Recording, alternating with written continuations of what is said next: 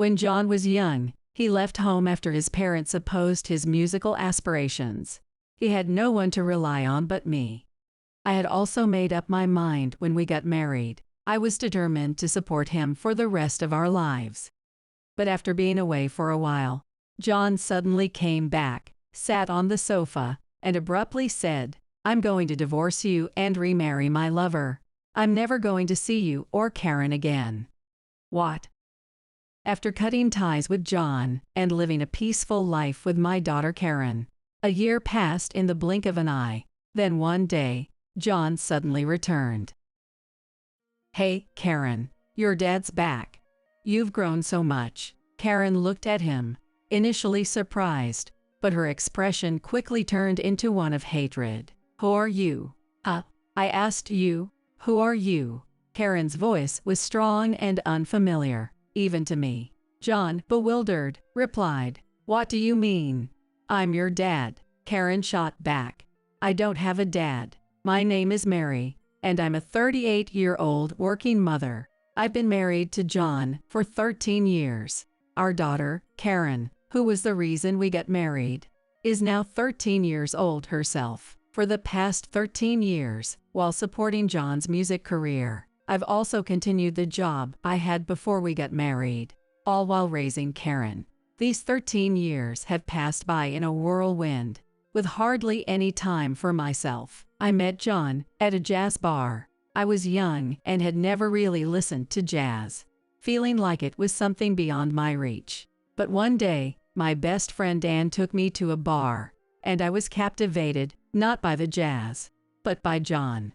John, playing his bass with such passion, was dazzling. From that day on, I would check the schedule and frequently visit the jazz bar whenever John was playing. Sometimes I'd go with Anne, sometimes alone. It was a small bar, and after going a few times, I started to recognize familiar faces. Eventually, I became friendly with John and the other band members, and it became routine for us to drink together after their performances. And then one day, John invited me to his room. I remember feeling so nervous and excited, my heart pounding at the thought of being alone with John in his room, the man I admired. It was probably that day that Karen was conceived. From that moment on, John and I grew rapidly closer, visiting each other's rooms frequently. At the time, I had already left my parents' home to live alone after starting university. A little while later, I noticed changes in my body and decided to visit an OB-GYN by myself. That's when I was told I was pregnant. Looking back now, I can't help but marvel at the power of being a woman. Even while being infatuated with John, I had already started planning how to raise the child. John was just about to launch his music career, so we couldn't rely on his income. I knew I would have to continue working.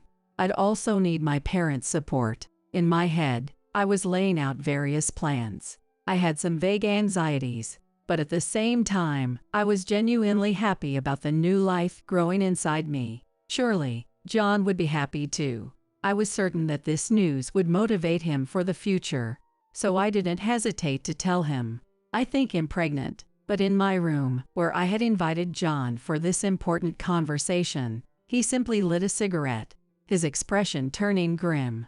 "No way. For real." After that, he fell silent for a while. It wasn't the reaction I had expected, but I thought it was natural for him to be shocked. "You're surprised, right?" I was too. Unable to stand the silence, I spoke up, but John remained quiet for a little longer. Then, as if spitting the words out, he said, "I can't do this." "What?" "I want to focus on my music. I've got no money. I can't handle having a kid." I knew how important music was to John. That was the John I had fallen in love with. I also understood we didn't have money. "I'll work too, so I'm sure we can manage. Things might change for you, but you can still keep playing music." "What do you mean, things might change?" "I don't want that. And how do I even know if the kid is mine?" At those words, nausea suddenly hit me, and I rushed to the bathroom. I wasn't sure if it was morning sickness or John's response that made me sick, but I cried while emptying the contents of my stomach. When I returned to the room, John had lit his second cigarette, blowing smoke out with an irritated look on his face. "It's not good for the baby. Could you please stop smoking?" Perhaps my words made him even angrier, as he aggressively put out the cigarette and stood up. "Eck, this is such a hassle. I'm leaving." "Wait, we haven't finished talking." John cut me off by loudly opening the door. I just stood there, staring blankly at John's back as he hurried out. A few days later, Anne invited me to lunch. I wasn't in the mood, but I thought I should tell her about the pregnancy, so I agreed to meet. It was a pleasantly sunny day. We got a table on the patio. Anne ordered a lunch plate, while I, not feeling very hungry, just ordered a salad. No appetite. That's unusual. You always eat more than I do. Do I? I think you usually beat me, I replied with a smile, though I could tell that my smile didn't quite reach my eyes. "I'm pregnant." Anne looked surprised for a brief moment, then reached across the table and held my hands in hers. "Congratulations." "Thanks." I was overwhelmed with emotion, and tears began to well up. I was so happy that Anne was genuinely celebrating the new life inside me. "Why are you crying? You're going to be a mom. You've got to be strong," Anne said, smiling gently, but I couldn't hold back the tears, and they kept flowing. Anne moved to sit next to me, rubbing my back until I finally calmed down. "What's going on? These don't seem like happy tears," she asked, waiting patiently for me to pull myself together. Anne was always perceptive. She had always been on my side. As I told her about John's reaction to the pregnancy, and the fact that I hadn't heard anything from him since, Anne's expression turned to one of anger. When I finished, she looked at me seriously and asked, "Do you still love John? Even after all this?" I probably did. That's why I wanted him to share in the joy of the pregnancy and think about our future together. Yes, I think I still love him. Maybe John's just confused. Once the baby's born, maybe he'll become a dad. I want to believe that. "I see. Leave it to me," Anne replied confidently, gripping my hand again. "Don't worry about a thing. The only one who can protect that baby is you, Mary." Anne's words didn't completely erase my anxiety, but they gave me strength. That night, I slept better than I had in a long time. A few days later, John called me. "I heard from Anne. It seems there's no doubt it's my kid. I'll take responsibility." I didn't know what exactly Anne had said to him, but knowing how smart and strong-willed she was, I could imagine she had cornered him with a demand for integrity. John seemed completely remorseful. "What do you mean by taking responsibility?" I already knew the answer, but I wanted to hear it from John himself. "Let's get married." Even though this wasn't the most romantic proposal, I was genuinely happy. I was overflowing with joy, and everything around me seemed to shine. Little did I know, this would be the peak of my happiness. Since we didn't have any money, we only registered our marriage and didn't have a ceremony. However, John's bandmates and my friends threw us a celebratory party. I can still vividly remember feeling uneasy during that time, seeing John remain cold and distant despite everyone around us celebrating. I felt terribly guilty toward everyone who had gone out of their way to host the party. Our married life, which started off like this, was already frigid from the beginning. Since John's income wasn't reliable, I worked until just before giving birth, and returned to work soon after. John, always busy with his music career, rarely came home. Even after Karen was born, this didn't change. "Sometimes you should make time to spend with Karen," I would tell him. He claimed that his out-of-town gigs were increasing, but none of the money he made from those gigs ever came into our household. Although I was frustrated, I had expected this. So I managed to bear it by telling myself that I just needed to work harder. But when John did come home, all he did was sleep, never interacting with Karen. That I couldn't tolerate. I felt sorry for Karen. At this rate, she's going to grow up not even knowing who her dad is. So what? Isn't that fine? You accepted that I'd keep doing music, right? What kind of musician is attractive if they're all domesticated? Getting married has already been a blow to my image. It's actually more convenient if she grows up not knowing me. There are plenty of musicians out there who are successful while still caring for their families. Maybe the reason John wasn't famous had more to do with his own lack of talent. I wanted to argue back, but knew it would be pointless. From that day forward, I stopped expecting anything from John. The only reason I was able to raise Karen while working was thanks to the help of my parents. Now Karen is a middle schooler. Karen, it looks like Dad's coming home today. Huh? Why? What do you mean, why? He doesn't need a reason to come home. I smiled as I said it, but I knew the real reason. John only came home for one reason. When he ran out of money, he'd stay for a while, then ask for money before leaving again. John had no one else to rely on. After being rejected by his parents for pursuing music, he had left home, and I was all he had. I knew this when I married him, and I was prepared for it. I had intended to support him for life. However, when John came home after a long time, he sat on the sofa and abruptly said, "I'm getting remarried to my mistress, so I'm divorcing you. I'll never see you or Karen again." What? I had grown accustomed to being shocked by John's actions, but this time, I couldn't believe my ears. John, irritated by my silence, pulled out a cigarette and lit it. "Don't make me repeat myself. I'm marrying my mistress, and I'm never seeing you or Karen again." As I handed him the ashtray, I tried to process what he had just said. A mistress? Since when had he been seeing someone else? I had no idea. Was he not coming home because he was meeting her under the pretense of traveling for gigs? "You probably thought I came to ask for money, didn't you? Don't worry about it. My mistress is rich, so I don't need to rely on you anymore. Here, just file this." John placed the divorce papers on the table, waved his hand, and left. His signature was already on the documents. The moment I saw it, a small wave of sadness hit me. Before I realized it, I was calling Anne. She must have noticed something was wrong because she agreed to meet me that same day. That evening, after work, I went to the pub where we agreed to meet. Anne had arrived before me. "Sorry to keep you waiting. I just got here myself. Let's order something. Are you drinking?" I could drink, but I didn't feel like it, so I shook my head. Anne ordered a few dishes and some soft drinks for us. When the drinks arrived, I began telling Anne about John. "Mary, I'm so sorry. I knew John was cheating." To my surprise, after hearing my story, Anne apologized to me. "You knew. I saw them walking together once. They looked really close, so I followed them, and they went into a hotel together. I even took a picture on my smartphone, so if you need it, just ask." Anne searched for the photo on her smartphone and showed it to me. A man and a woman, arm in arm, gazing into each other's eyes. The man was undoubtedly John. I didn't recognize the woman, but she seemed vaguely familiar. Anne must have felt the same way because as soon as she saw her, it clicked. The woman. I thought she looked familiar, and then I remembered.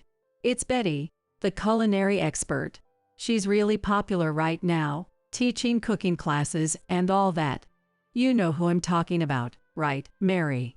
Betty. I suddenly remembered seeing her in a magazine at the salon recently. She had an air of confidence and a glamorous presence. I'm sorry for keeping quiet, but I couldn't bring myself to say it. This woman, she dated an up-and-coming actor before, but they broke up in about a year. John will probably end up the same way. I had no intention of blaming Anne. If I had been in her shoes, I likely would have stayed silent too. I just needed time to face the reality.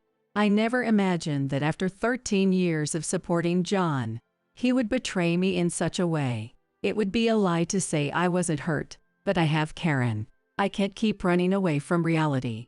Karen's presence gave me strength. I'm thinking of divorcing Dad. What do you think, Karen?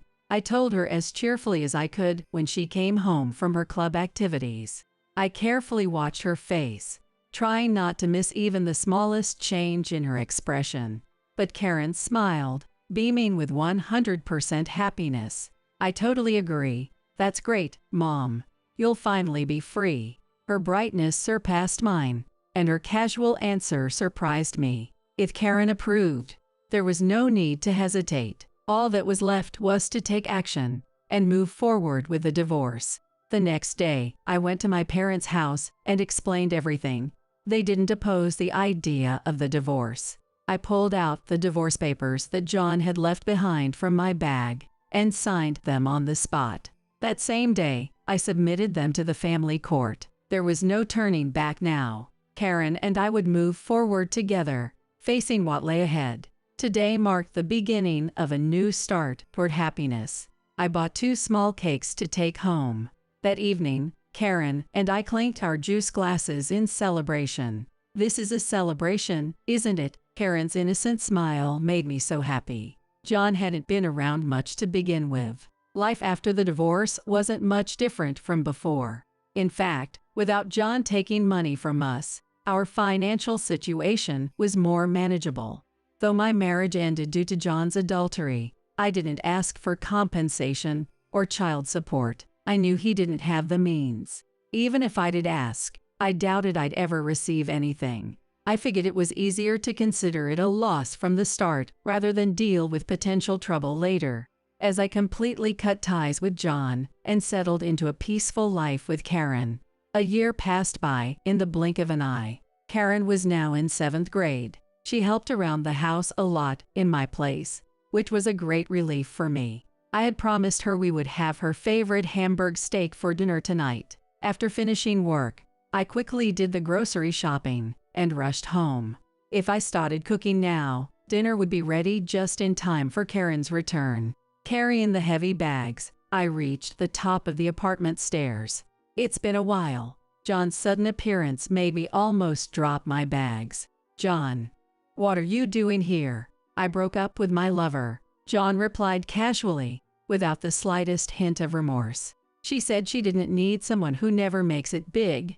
No matter how much I told her I'd make it soon, she didn't believe me. But Mary, you've always waited for me, right? So I broke up and came back. I couldn't find the words to respond. What is this man talking about? My mind was slow to catch up with the situation.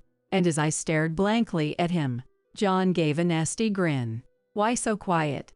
Are you speechless from joy? If I kept silent, he'd go on making up the story as he pleased. I couldn't let that happen, so I forced myself to speak. Do you seriously think you can just come back? We're divorced. You're the one who initiated it, John. We're no longer a family. This isn't your home anymore. Don't be so cold. You stayed in this apartment because you were waiting for me, right? Come on, be honest. Anyway, give me something to eat. I'm starving. This was a man who had an affair, asked for a divorce, and left, saying he'd never see us again.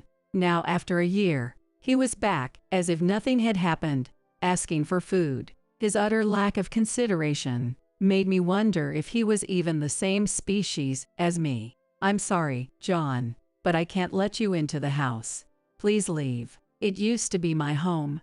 Don't say that. At this rate, he'd disturb the neighbors. More importantly, I didn't want him anywhere near Karen. Maybe if I let him in and gave him something to eat, he'd leave before Karen came home. I was on the verge of giving in to John's persistence when, Mom, are you okay? Karen had returned home earlier than usual. Seeing me in a tense conversation with someone at the entrance, she looked worried. Karen, your dad is back. You've grown a lot in just a year. For a moment, Karen looked at John with surprise, but that expression quickly shifted into one of hatred. Who are you? What? I said, who are you?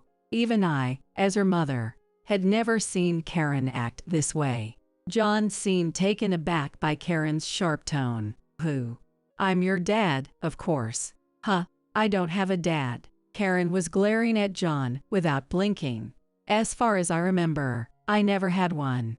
Right, Mom. Karen was absolutely right. Even before we got married, John had never truly been a father. From the moment Karen was born, he had never played the role of a father. And Karen, more than anyone, must have felt that absence deeply. Yes, you're right. As I replied, my heart ached. Though she had never said anything, Karen had been hurt all along by the fact that her father John had never truly been a father to her. Strangers aren't welcome here. Could you leave, Karen? How can you say that to your dad? Are you stupid? I just told you I don't have a dad. Get out. Disappear from our lives for good. Karen remained calm, but her demeanor clearly showed that she was resolute in rejecting John entirely. John, clearly shaken, had likely lost the will to argue. He had always been weak in front of strong women, and it seemed this applied even to his own daughter. Don't think you'll get away with this. Just as I expected, like a scene from a cheap drama.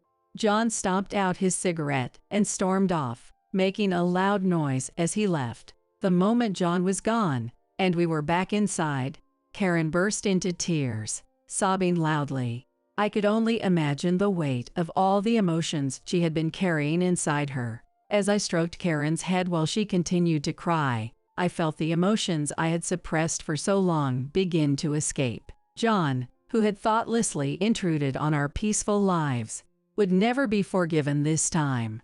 Watching Karen's small shoulders tremble as she wept, I swore to take revenge. The very next day, I began to act. John had repeatedly thrown around the word mistress, and though I felt I no longer needed any proof, I still received those clandestine photos from Anne and consulted a lawyer. A few days later, on my way home from work, I received a call from John.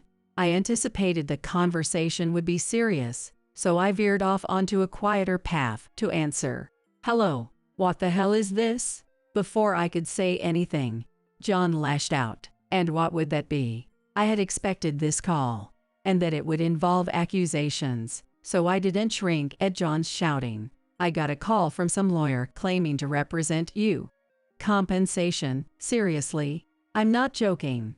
Claiming compensation a year after the divorce. It's absurd. How the hell am I supposed to pay $50K? I don't have that kind of money. John's voice was shaking with anger. I could easily imagine him on the other side, face red and eyes bulging in rage. The old me would have been scared by this alone, but not anymore. I was calm. "Maybe you should remember this for your next marriage. Just because you're divorced doesn't mean you can't be held accountable. I supported you financially throughout our entire marriage. $50,000, including alimony and child support, is a bargain, and you should be grateful. I worked too. Yes, but you spent your entire paycheck on yourself, didn't you? Or have you forgotten? You don't have any proof of that. I'll tell your lawyer it's all lies." Tiring of the argument, I pulled out my smartphone and opened my banking app, reading through the details. Rent, utilities, groceries, Karen's school fees, your phone bill, all deducted from my account, and the records clearly show that. If you need proof, I can show you. Oh, and by the way, I also have photos of you with your mistress. John fell silent, but after a while, he responded in a weak voice. I don't have that kind of money. How am I supposed to come up with it? That's not my problem." John had lost the aggression he started with. For 13 years, I had never stood up to him like this, and now, faced with my newfound strength and the undeniable evidence, he must have been filled with regret for underestimating me. "Why don't you sell your instruments and equipment? You could start with that precious double bass. Give up on music, and you probably wouldn't even need a car anymore, right?" For the first time, John showed genuine distress. He had abandoned his daughter without hesitation or regret, choosing to walk away from us. But now, when asked to part with his instruments, he was shaken. "Please don't take music away from me, Mary. I've lost you and Karen, and my mistress has left me. Music is all I have left." Was there no pride left in him at all? He was begging for sympathy, but after all this chaos, I couldn't muster any pity for him. "That's your responsibility. Why don't you just give up?" If I could give it up, I would have done it already. "Please, Mary, you loved me for the music, didn't you?" I couldn't help but laugh. "After everything you've done, you think I still love you? That's incredibly optimistic of you. Let me be clear, John, I will never forgive you. I'll chase you down until you pay every last penny. so prepare yourself. John tried to say something more, but I ended the call. If he had stayed away after walking out a year ago, none of this would have happened. He left us, saying he'd never come back, only to try to return once his mistress discarded him. In all of this, he never considered how Karen or I felt. John treated our hearts like toys, and now he'd face the consequences. That night, when Karen returned home from her after-school club, I told her what had happened. I filed for compensation. For a long time, I just put up with things, but now I'm ready to fight back. Karen, this might mean some difficult times ahead, and I'm sorry for that. Karen wasn't a little girl anymore. I wanted to be honest with her about what was coming. Mom, you always apologize. I'm your biggest supporter, so from now on, please don't apologize to me about him. Karen's words had always given me strength, helping me find the courage to keep going. And now once again, she was standing by my side, supporting me. With Karen, I knew I had nothing to fear. Mom, you two had done a great job today. Yay, I really did my best. I'll have to keep it up from now on. Her use of mom, you two felt a bit off, but I smiled and began preparing dinner. She must have been starving. So, how was practice today? Karen's volleyball team was highly competitive, and the practices were tough. I took the day off for something important. It was surprising to hear Karen, who rarely missed practice even when she wasn't feeling well, had skipped for an errand. What could be more important than her beloved volleyball? I was curious, but knowing how teenagers feel about parental nosiness, I let it slide. The next day, I was shocked by what I saw in the news. The headline read, "Famous cooking expert Betty breaks up with musician she stole from his wife and child in less than a year." The article detailed a cooking class hosted by Betty, which doubled as a media event. According to the report, a young girl had shown up during the class. The accompanying photo left me speechless. Among the attendees and reporters, facing Betty, stood a pixelated figure, but even blurred, I recognized her immediately. It was Karen. The article detailed the exchange between the girl and Betty. "Don't send Dad back to us just because you don't want him anymore. Mom and I were finally living happily, but now that you've thrown him away, he's trying to come home. Who are you? What are you talking about? I'm the biological daughter of that washed-up musician you discarded." Surrounded by adults and the murmurs of the crowd, Karen didn't flinch as she spoke to Betty. "When I was little, Dad was never home. I'm sure it was because he was meeting you under the pretense of working on his music. Stop saying ridiculous things. But I never felt lonely because I had my loving mom, grandpa, and grandma. Even when Dad and Mom divorced, and he told us he'd never see us again because he was marrying his mistress, I didn't miss him one bit. Let's move this conversation somewhere private. This isn't something we should discuss in front of everyone." Worried about her image, Betty suggested moving to another room, but Karen didn't budge. "I'm not here to blame you for taking Dad. But you took him from Mom, only to throw him away when he stopped being useful to you. Someone like that, can they really make food that brings people joy?" That's what I wanted to ask everyone here today. This has nothing to do with cooking. My mom is very kind, and she makes kind and delicious food. But when she's sad, her food tastes sad too. As I read the article, tears welled up in my eyes. The thought of Karen sensing my emotions during our meals, sharing in my joys and sorrows, made me overwhelmingly sad. That's why I believe you can't make food that makes people happy. Karen's voice reportedly trembled as she confronted Betty. "Stop saying such nonsense and get out. Your dad is the only thing ruining my success." It wasn't Karen who left, though. The students of the cooking class, witnessing Betty's hysterical outburst at a young girl, were the ones who walked out. "Wait, why are you leaving? The interviews aren't over." Betty tried to stop them, but the students, mostly women preparing for marriage or newlyweds, looked at her with disdain and left without a word. Who would want to pay high tuition fees to learn from someone who didn't value family? It was only natural. After reading the online article, I turned on the TV. The incident at the cooking class was also being reported on the news. As I watched, Karen sat at the table, eating her breakfast toast with an expression as though nothing had happened. For a moment, I wondered if the girl in the news could have been someone else who merely resembled Karen. But it wasn't. Karen, that's you, right? Yep. You've got sharp eyes, Mom.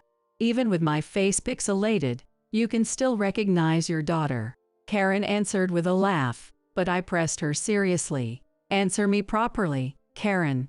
Did you really go to the cooking class? Yeah, I went. Karen admitted it without hesitation. I saw an ad saying there would be a cooking class with media coverage, and that they were recruiting students. I thought, this is my chance, so I skipped practice and went. I was overjoyed by Karen's bravery, even though she was only 14 years old. She had seen the advertisement for the cooking class and decided to take revenge on Dad's mistress. You punished Dad, and I punished her.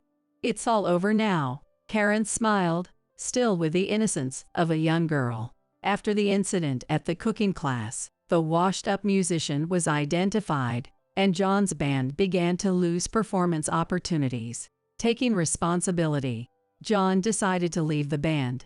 With no way to continue making music, John sold his beloved upright bass and car to pay off part of his debt to me. However, it was nowhere near the $50K he owed. He promised to pay the rest in installments, and now he works 2 jobs on a construction site during the day and as a security guard at night just to make his monthly payments.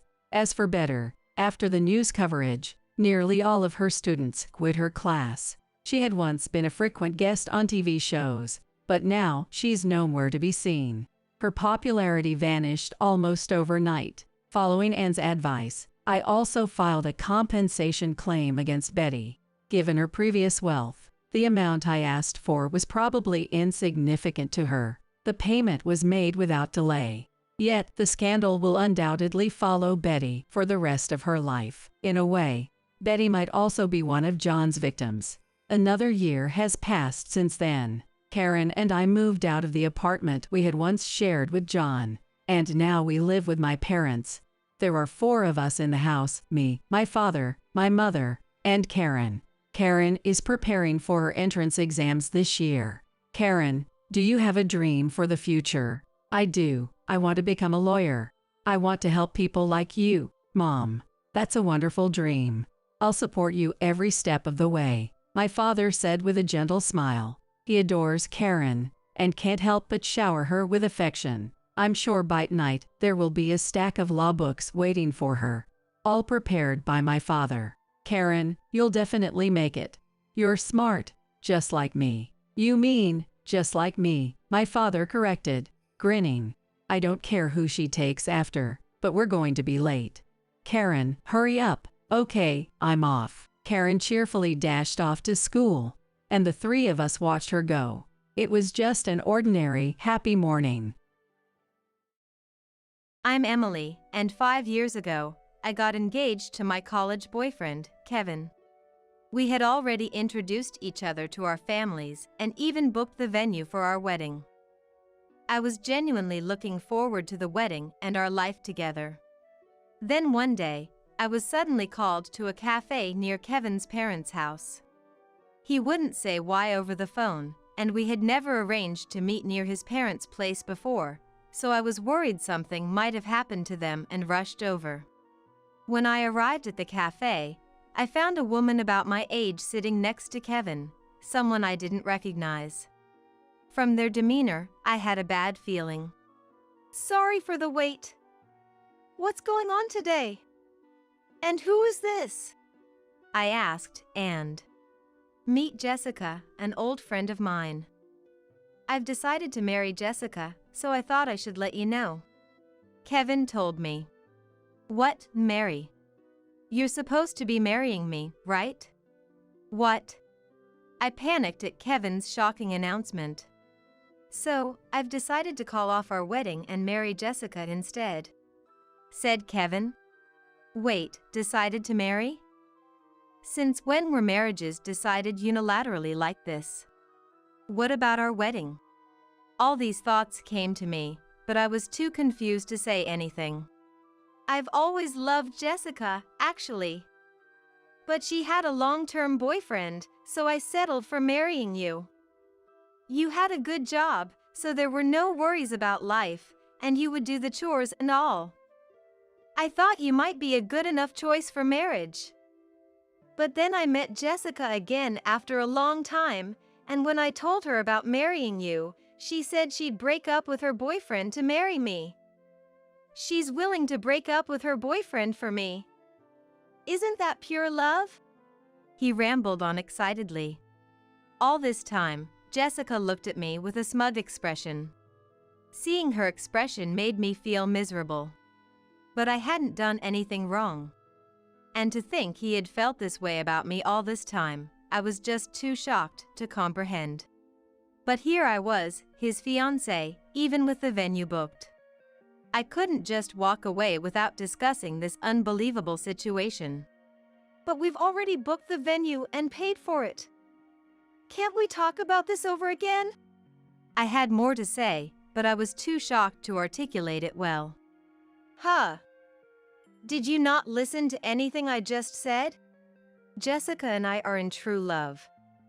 You're asking to reconsider because of the venue money? Do you value money over my happiness? Huh, I guess it's good we're reconsidering the marriage. You never loved me. You loved my money. If you truly cared about my happiness, you'd step aside. I'm going to pursue my true love with Jessica. I don't want to see your face ever again.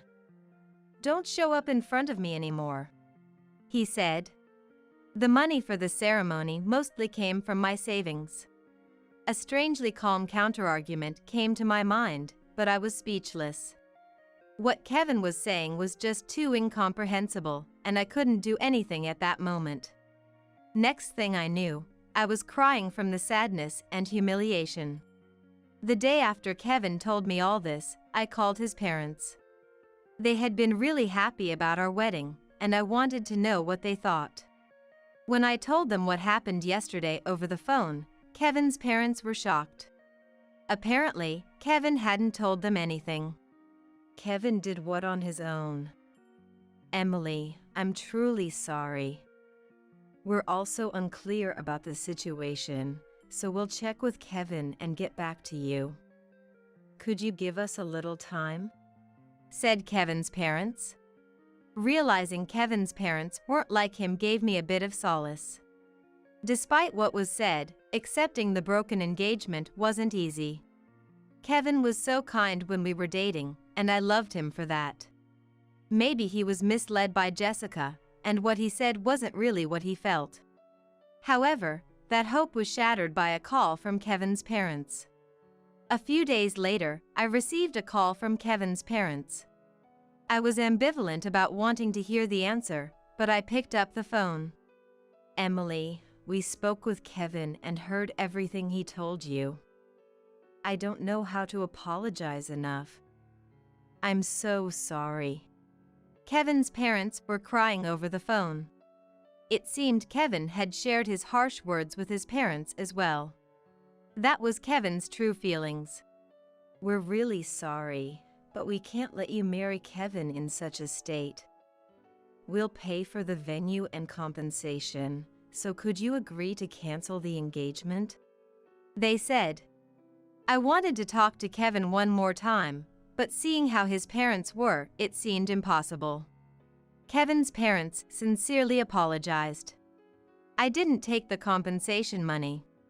I doubted Kevin, who was only temporarily employed, could afford it, and it would end up being his parents who paid. I later found out that when Kevin's parents called me, Kevin and Jessica had already submitted their marriage registration. Kevin's parents kept silent to not hurt me further. Afterwards, I tried to move on but couldn't easily forget and struggled. A few weeks after the engagement was called off, when the wedding dress I had dreamt of ordering arrived at my home, I cried all night. Clearly, Kevin was 100% at fault, but I couldn't stay sane, wondering what I did wrong, how I could have made him choose me, sinking into depression. My private life was a mess, but I somehow kept up with work. Then one day, I was called into my boss's office. Worried that my personal issues had affected my work, I was anxious, but the discussion took an unexpected turn. "We're starting a new project overseas, Emily. Would you be interested in working abroad for about 5 years? I've always noticed your work and wanted you to join this new overseas project. I knew about your wedding plans, so I thought the timing might not work. But living abroad might be challenging. It's an opportunity for career advancement. How about giving it a try?" It was an unexpected offer for an overseas assignment. I immediately said yes. I didn't want to stay in America where Kevin was, and I was done with marriage. I planned to work hard on my career, earn plenty, and live independently in my old age. Not just for 5 years, but I was ready to stay abroad for longer. As I prepared to start anew overseas, it turned out the place had a significant American presence, and there was quite a bit of interaction among Americans. I didn't want to deal with any questions from Americans, but soon after moving, I was invited to a monthly gathering with a large American presence. I thought I'd attend just once out of courtesy, but I found the gathering surprisingly comfortable. Many older Americans who had come here for work and ended up staying. They provided a comforting space with a good distance, which was healing for my tired heart. 2 years have passed since I moved overseas, and the casual relationships among Americans continued, with me becoming quite close to everyone. Then one day, an elderly American gentleman, Brian, who had been very kind to me, said he wanted to introduce me to a male relative. I appreciated the gesture, but I had to decline, explaining that after my broken engagement, I wasn't considering marriage anymore. However, Brian said, "Don't overthink it. Just see him as a friend of the same age and meet him. How about that?" I couldn't say no to that, especially since he seemed concerned about me. On the day of the meeting, waiting at the cafe, a handsome man sat down in front of me. "Emily, nice to meet you. I'm Pierre," he said in fluent English. I was surprised to meet someone from France, expecting an American because he was related to Brian. And he was incredibly handsome. I regretted coming in my usual attire of a shirt and jeans. Pierre explained he was the stepson of a relative of Brian's wife and had never lived in America but spoke English because he was surrounded by American relatives. Pierre was easy to talk to, but I was so embarrassed by his good looks that I couldn't make eye contact and felt uneasy throughout our first meeting. I thought Pierre must have found it boring and didn't expect to meet again, but to my surprise, he kept inviting me out, and we gradually became closer. 3 years flew by, and when I received my orders to return home, Pierre said he would come with me, and we decided to get married. I was amazed at how much he had become a part of my life, considering my past wounds from Kevin. After returning to America, I was invited to the wedding of my college friend, Nicole. She had been a close friend, and we kept in touch while I was abroad, so she knew about Pierre. Nicole insisted that Pierre come too, so we agreed he would join from the reception. At the reception, I sat on a couch waiting for Pierre. Someone suddenly sat next to me. Too close for comfort, I turned to see who it was, and to my disbelief, it was Kevin. I thought it will be all right, but seeing his face brought back the past, and I froze. Without considering my feelings. "Emily, I've missed you while you were abroad. Why didn't you contact me? I truly shined when I was with you, feeling like my true self. Now, without you, I'm not really me, you know?" Kevin said. He talked non-stop, ignoring my perspective just like when he broke up with me. Remembering those days made me feel sick. Barely managing to reply. "Jessica is there, isn't she?" Kevin got angry and said, "I don't care about her. Confused and troubled by his behavior, the reception began. And I took the chance to slip away from Kevin. I was worried about Pierre not showing up, but I decided to enjoy catching up with old friends. Though Kevin dampened the mood, I was enjoying the reception when the bingo game started. Everyone got excited as it was quite challenging until the first bingo came. It was Kevin. Despite feeling uneasy, I couldn't spoil the celebratory mood. When called by the host, Kevin went up to the stage. Asked to give a congratulatory speech to the bride and groom, he began with something astonishing. "Congratulations to the bride and groom. Inspired by you two, today I also have someone I want to express my feelings to," Kevin said. My heart nearly burst, thinking, no way. "Emily, I still love you. Marry me," Kevin shouted from the stage. At that moment, everything went dark before my eyes. What is he talking about? Has he forgotten what he said to me in the past? And at someone else's wedding, how outrageous. I was about to explode with anger, but then I saw Nicole winking at me. As I stood there confused, the sound of the door opening filled the venue. Everyone's attention turned to the entrance, where Pierre appeared, holding a bouquet of red roses. He came over to me and hugged and kissed me suddenly. The venue erupted in cheers. While I was still bewildered, he said "I love you" in French and handed me the bouquet. I usually heard him speak English, so why French? But being professed love in front of everyone, I was both thrilled and embarrassed, blushing deeply. Then the bride said, "This time, one of my college friends is also getting married. It's Emily and Pierre. Emily is a dear friend of mine. Let's all celebrate with them today," she announced. "Having such a handsome boyfriend with a bouquet of roses is amazing. Emily, you had such a wonderful boyfriend. Congratulations." Everyone congratulated us. I glanced at Kevin, who had been completely forgotten and stood there looking foolishly stunned. Well, Emily is married now. Kevin's feelings didn't reach her, thank you for that. Now, let's continue with the bingo game, said the host as Kevin stepped down from the stage. Though it was a shame for Kevin to be embarrassed in front of everyone, I honestly felt good about it. When I asked Pierre why he did it, it turned out Nicole had planned everything. Kevin begged me to let him propose to Emily at the reception. I was so angry I thought about refusing, but then I saw it as a chance for revenge. I haven't forgiven Kevin for what he did to Emily, she explained. The bouquet of roses, the kiss, the confession in French, everything was planned by my best friend. I apologized for ruining the reception with our drama. What are you talking about? It was the best entertainment, Nicole said. I heard from friends that Kevin was left by Jessica soon after they got married. Kevin worked at a major corporation on a temporary basis, but Jessica married him thinking he was a permanent employee of a big company, hence wealthy. Once married, she realized the reality of his temporary employment, low salary and no benefits.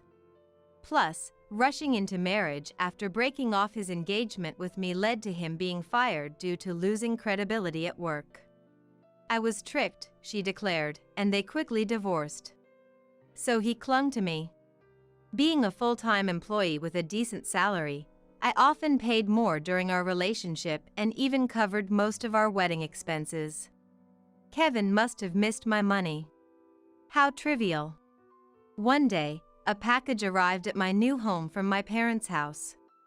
It contained local sweets and vegetables, but among them was a stack of postcards. At one look, Emily, I love you. I can forgive your mistakes. The stars are beautiful tonight. Are you looking at the same starry sky? Without you, I'm like a vacuum cleaner without a filter. It revealed creepy poems from Kevin like, The postmarks showed these postcards had been sent daily after the wedding. Too creepy. Sending such things to my parents' house was a nuisance.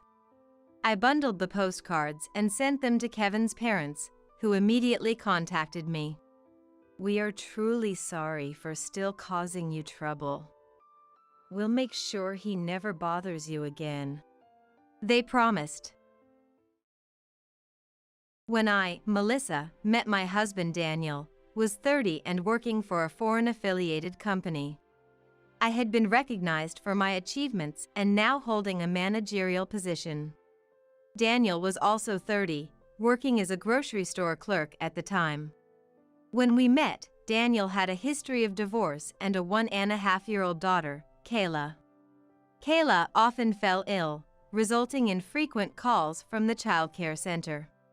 As a result, he was forced to resign from his job, a decision made for his child's sake, and subsequently survived on part-time jobs. His ex-wife was alive and well but did not claim custody. She was the type to spend all her money. She said she couldn't be free with a child. I don't know the truth of these stories. Anyway, what started as a regular interaction between a grocery store clerk and a customer somehow led to a deep connection. Including Kayla, we started going out together, and eventually, marriage came up in conversation. I might not earn much, and I've been divorced, but Kayla has grown to be fond of Melissa too. It would be a lie to say that it didn't make me feel good. Indeed, Kayla had grown quite attached to me. I had been afraid marriage would disrupt my career, but I thought having a child already in the picture might not be an issue. Seeing Kayla smiling broadly on my lap made me feel genuinely attached to her. So, by the time Kayla turned 2, we decided to become a family of 3. Though, from the beginning, we might not have been a typical family. Daniel chose not to work full-time for Kayla's sake, and I continued to prioritize my career. Luckily, I earned enough to support us, even with Daniel's part-time income. I appreciated him taking care of the household, and we settled into roles that worked for us. However, I thought that might be the case. We believed it was fine to be a family like this. Kayla might have felt more secure with her biological father during illness, and having no prior parenting experience, taking care of a 2-year-old would have been challenging for me. It might have been unconventional, but it felt right. Things began to change when I was offered an assignment abroad. This assignment was not only my dream but would also significantly benefit my career. Despite the competition, I was given the opportunity, thanks to several recommendations. I was torn, of course. On one hand, I wanted to go. But Kayla was about to enter middle school, a time when she might need a mother figure. Though not her biological mother, we had lived together for 10 years. I wanted her to be happy. Daniel said to me, "Go ahead. We'll be fine here. But I know you're worried about Kayla. But she's 12 now, not a little girl anymore. She's gotten much stronger recently. You wanted to go, right? Go with peace of mind. We'll be waiting for you in America." With those words from Daniel, my solo assignment abroad was decided. Thankfully, my company was not heartless. They made it easier for me to return to America, allowing me to keep in touch with Kayla and Daniel as much as possible. But soon, Kayla's behavior began to change. She became quite prickly. Maybe she felt abandoned. But she had her real father, right? Was she that attached to me? Looking back, I can't pinpoint when. Perhaps I didn't fully understand what being in a stepfamily meant.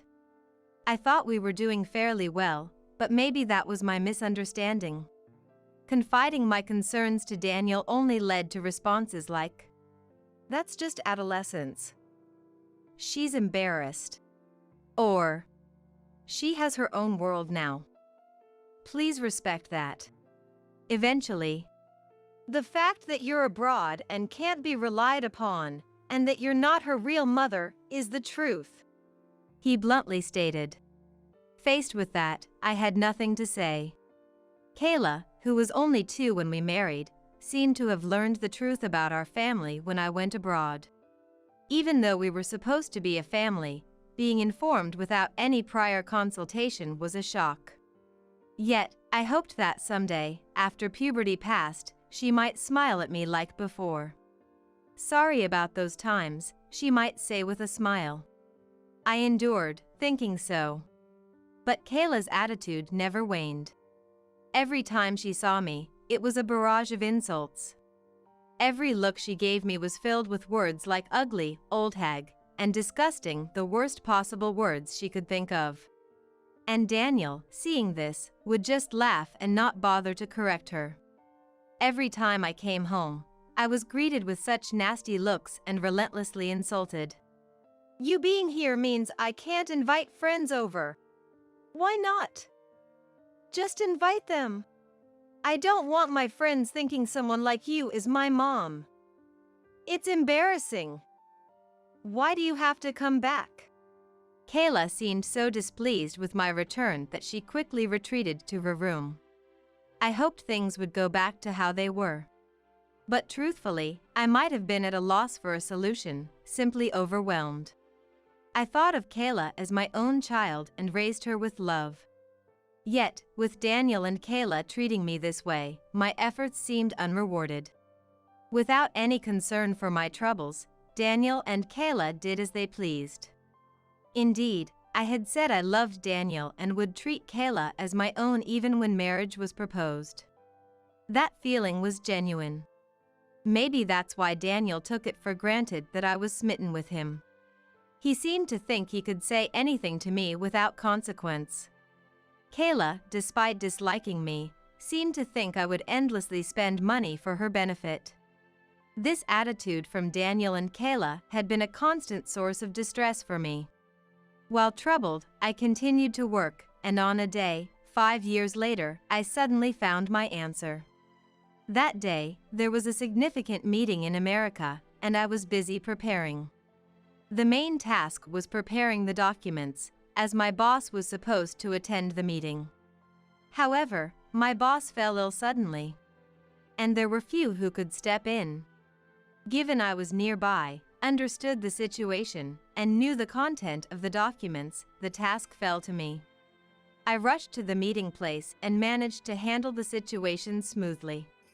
After completing the handover and reporting, it was time to return directly to my assignment abroad. The company allowed me some consolidated leave, and I decided to return home after a long while. Then, just as I got home, I remembered. I hadn't informed Daniel of my return. It was sudden, and I had been in a rush, so it completely slipped my mind. But then, even if I had informed him, I'd likely have been met with abuse and treated as a nuisance. Thinking the outcome would be the same, I entered my home.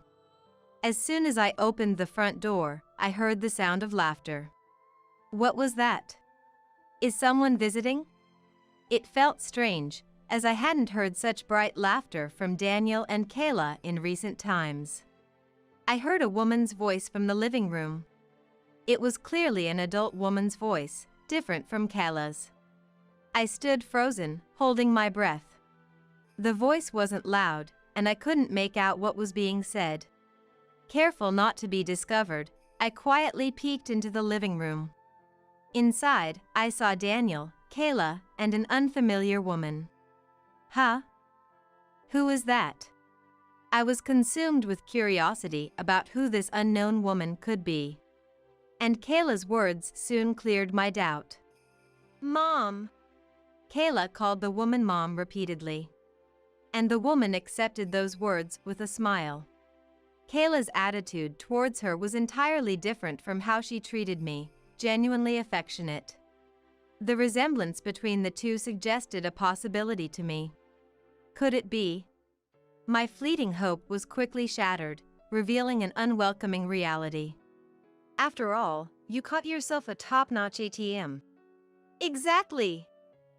The pay is good, at least. Thanks to that, I can get by with just an easy part-time job. Plus, with her being abroad most of the time, it's perfect. That's right. As long as the money keeps coming, that's all that matters. Laughing together, Daniel and the woman shared this exchange. Kayla's slightly sullen voice then chimed in. But I want to be with my real mom, not a fake one. Unfortunately, my suspicions seemed confirmed. The sight of a seemingly happy family in the living room. But it wasn't me there. It was another woman, a stranger to me. The shock was so overwhelming that I found myself unable to think or move for a while. Then, I heard Daniel's voice cut through the silence. Until Kayla graduates college. Until then, we're strangers, but we'll have to endure, right? Well, college does cost a lot of money. This woman was likely Daniel's ex-wife, Kayla's biological mother, Brittany. That's what I thought. However, this is merely speculation, and without any recording, it can hardly be considered evidence. I quietly left the house. I never imagined that such a future awaited me after the meeting had ended. I had been used by those three all along. As I hurried back to the hotel, I couldn't stop thinking about it. I had loved Daniel. And Kayla too. But if they say I'm not her biological mother, that's the end of it. Still, I believe I gave her all the love I could.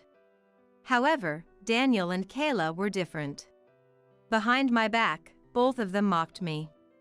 The days I spent worrying suddenly seemed utterly foolish. What was my life even about? I thought I had been doing everything for the benefit of Daniel and Kayla, including this overseas assignment. Of course, I wanted to go, but not at the expense of neglecting my family. But perhaps that suited those three just fine. Anger started to bubble up within me. What did they take me for? What Daniel and Kayla needed wasn't me but the money I was earning. At that moment, I vowed to get revenge on that family. Then, I remembered the information about Brittany that Daniel once shared with me. Of course, there's no guarantee Daniel was telling the truth. But it didn't seem like a complete lie either. From the little I saw, Brittany's fashion and belongings were all cheap and flashy, not befitting her age. At least, it seemed true that she was reckless with money. And if she truly was the ex-wife, then I needed evidence. As it stood, it was just speculation based on their conversation. I needed solid proof. But that would explain Daniel and Kayla's behavior towards me. Tears of confusion started to flow. To get to the bottom of this, I hired a detective to investigate Daniel's conduct. A few weeks later, while I was still in my assignment country, I was informed that the investigation had concluded. By then, I had calmed down, and reading the report didn't upset me as much as I thought it might. Apparently, it was true that Brittany was extravagant with money and even had debts. Maybe the divorce was a sham, meant to prevent her debts from affecting Daniel. It seemed that Daniel and Brittany had continued their relationship even after the divorce. Yes, even after he remarried me. The fact that they are biological parent and child means some contact is natural. As for when they crossed the line, it's a thing of the past. The detective informed me in a bitter tone. Either way, it appeared that Daniel and Brittany's relationship had lasted a long time. Brittany loved gambling and alcohol and would spend all her money on them. Daniel married her because she got pregnant and looked after the child because it was his responsibility, nothing more. But is it really good enough just to take care of Kayla? No, it's not. Either way, it wasn't something I should be considering. The fact that Daniel couldn't cut ties with Brittany was Daniel's problem. The investigation also revealed more facts. Although I had been sending Daniel money for living expenses, he had been giving an allowance out of it to Brittany. She used that money to gamble and go drinking. They must have been enjoying their time together without my knowledge. And they were raising Kayla to suit their convenience. Unaware, I had been working from dawn till dusk in a foreign land, believing that someday they would understand me. I felt sick at my own naivety. And so I began my revenge. First, I stopped the remittance of living expenses to Daniel. The next day, he called. Even considering the time difference, it was quick, which made me smirk a bit. "Melissa, what's the meaning of this? You haven't deposited the living expenses. There are payments to be made. Hurry up and send the money." With that, Daniel tried to hang up. I informed him that I had no intention of sending any more money. Then Daniel raised his voice so loud it almost cracked the speaker. "Just send the money already. I don't have time for this." "Too busy hanging out with Brittany?" "What?" Daniel's tone clearly dropped. After a few seconds of flustered silence, he began to stammer out a defense. "What are you talking about? Have you lost your mind? There's no way that's happening." Clearly, Daniel wanted to keep me, his ATM, attached until Kayla graduated from college. He seemed desperately trying to dodge the issue. I didn't let that go. "You think I don't know anything? What are you saying you know?" Though he tried to sound calm, Daniel's voice was shaking. "I've been lied to for over a decade." The decade part was a guess, but Daniel didn't deny it. That must be the case. Realizing I had caught on to everything, Daniel attempted to sidestep the topic about Brittany. "Look, just send the money, all right? Kayla has her tutoring fees. You really want her to miss out on school? If she can't go to college, how are you planning to take responsibility?" He thought mentioning Kayla would make me comply easily. Whether Kayla goes to college or not, it's none of my business anymore. My voice was colder than I expected. "What's gotten into you?" Daniel sensed that evasion was futile. His tone dropped, losing his previous assertiveness. "I've said it before, I'm not interested in taking care of your lives. Go back to Brittany and work it out with her. Kayla wants to be with her real mom, right?" As I said this, arguing voices could be heard over the phone. Then Kayla came on the line, apparently having been arguing with Daniel. "We won't be able to afford tutoring. What are you going to do about it? Ask your real mom. I'm just the fake one, after all." Kayla started yelling again. Daniel came back on the phone, attempting to calm things down. "Let's talk this over.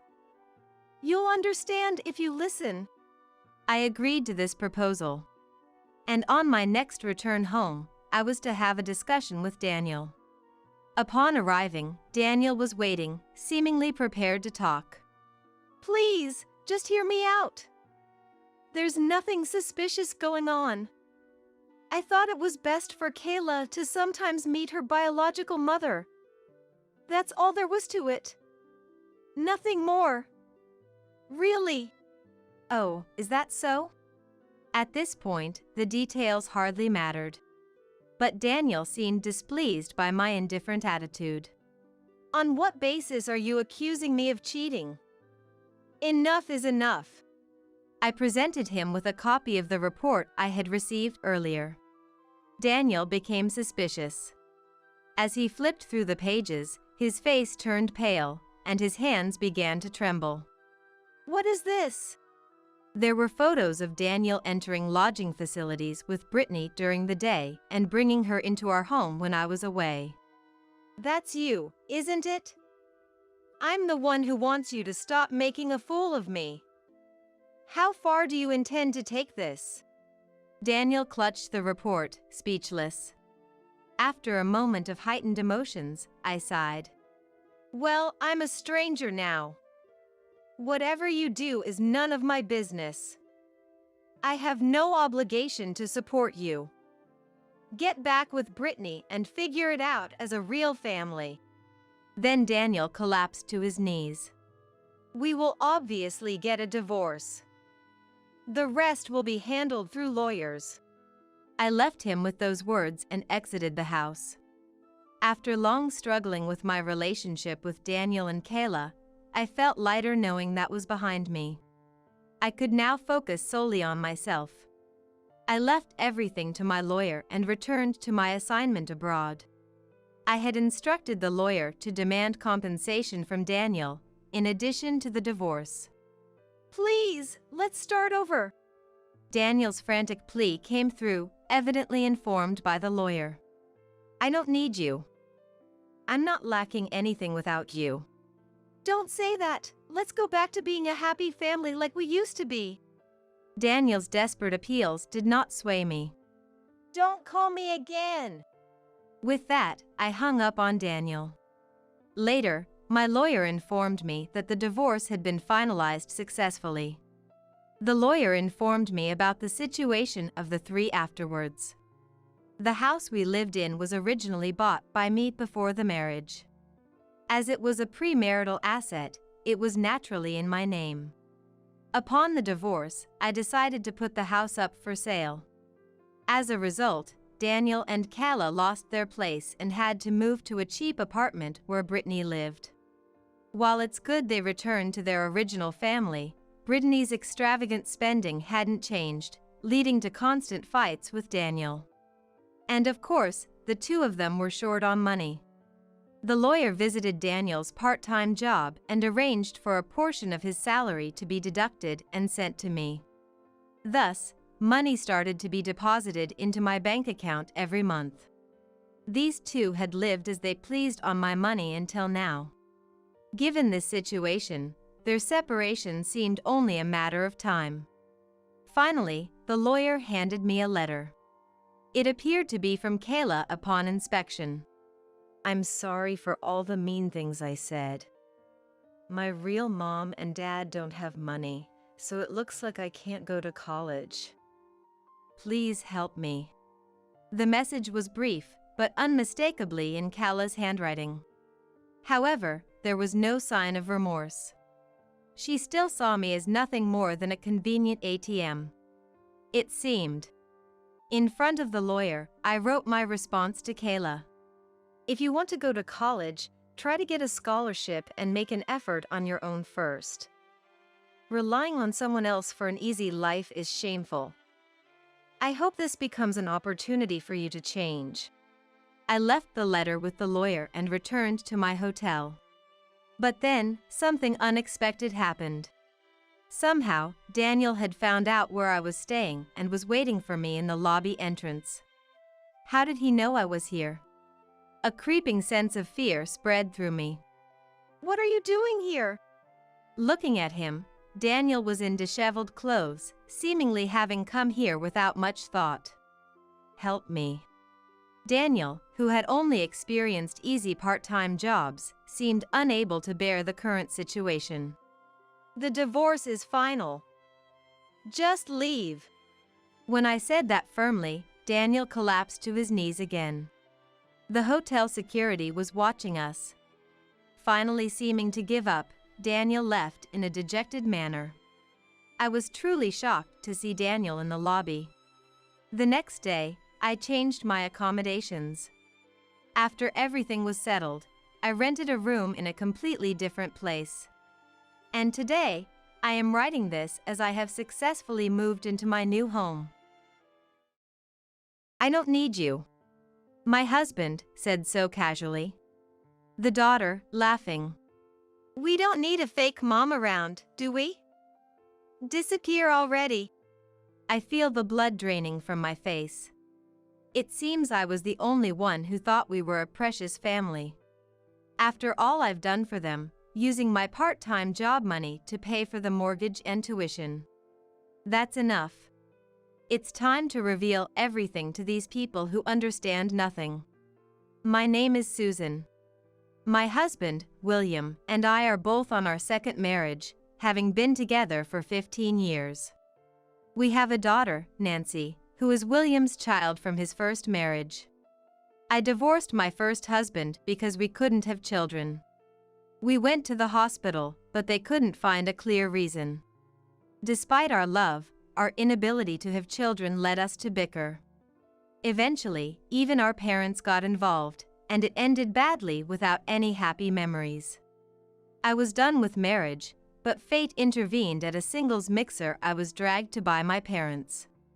That's where I met my current husband. He was friendly, easy to talk to, and had a wonderful smile. William said, "Actually, I've been divorced." "So have I. And I'm raising a child on my own." "That must be tough." "She's lovely. But I guess a girl needs a mom, right? But it's hard to find a kind woman who'd raise a stepchild." "What? Oops. Did you hear that?" I thought it was destiny. I had found the perfect person for someone like me who couldn't have children.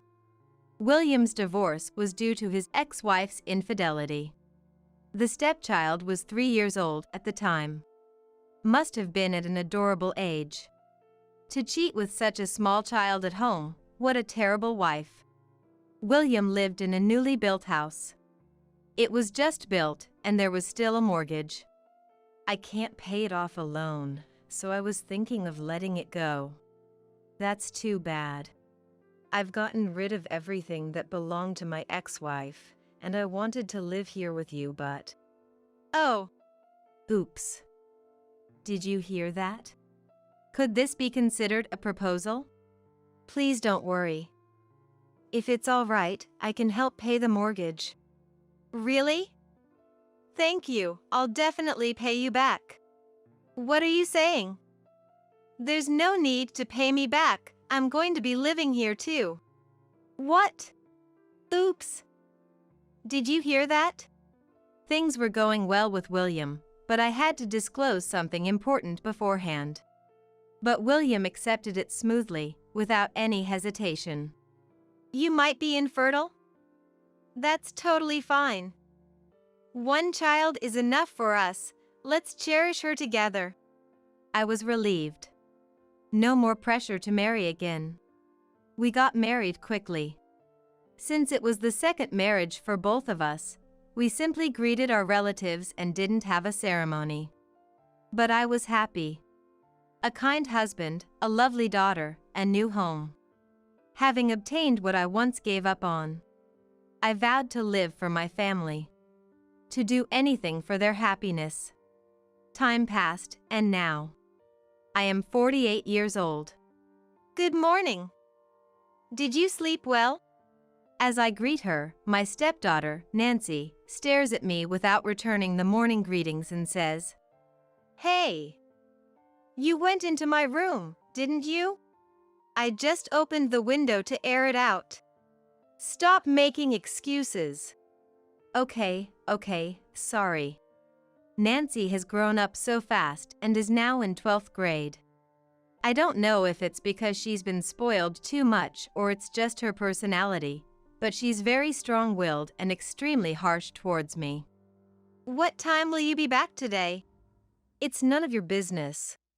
That's not true. I need to know for dinner. Don't care. Well, let me know when you figure it out. Don't order me around. She leaves for school without saying goodbye. I don't know what irritates her, but this is always her attitude. Maybe this prolonged rebellious phase is just a part of our step-parent relationship, making me feel down. I might be overthinking, but the invisible wall between us gets me down. I worry if I'm not being accepted as a mom. No.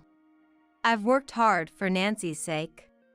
I've taken care of her, stayed up nights when she was sick, and didn't hesitate to scold her when she was wrong. She must have felt my feelings closest to her. She'll understand when she's an adult. We're family for life, so there's no need to worry. What bothers me is William's silence. Given his position, he could mediate, but he acts as if it's none of his business. He's absorbed in his mobile phone again this morning. Please stop. But no matter how many times I say it, that mobile phone never leaves his side. He takes it to the bath and doesn't let go of it even when sleeping. He says he gets anxious without it. It's not like he's a teenager. It's a clear case of dependency. Peeking over his shoulder, William lets out a surprised yell. Whoa! What's that for? Just wondering what you're so engrossed in. Don't look at someone else's mobile phone. Got something to hide? It's privacy. It's embarrassing. He's looking at something embarrassing in the morning? But I decide not to pry. Common wisdom says there's nothing to be gained from spouses checking each other's mobile phones. Seeing William looking a bit angry, I cheerfully start a conversation. Hey William, this is the last month. For what? For Nancy's tuition payments. Our girl is graduating soon. Time flies, doesn't it? I meant it from the bottom of my heart. These 3 years have flown by, haven't they? Nancy's private high school is popular for its liberal atmosphere and stylish uniforms, but it's expensive. William was opposed when he saw the tuition, but Nancy said, I really want to go there. Wanting to fulfill Nancy's wish, I convinced a reluctant William and decided to take on multiple part-time jobs. The uniform, tuition fees, an overseas school trip, so-called voluntary donations, daily lunch money, allowance.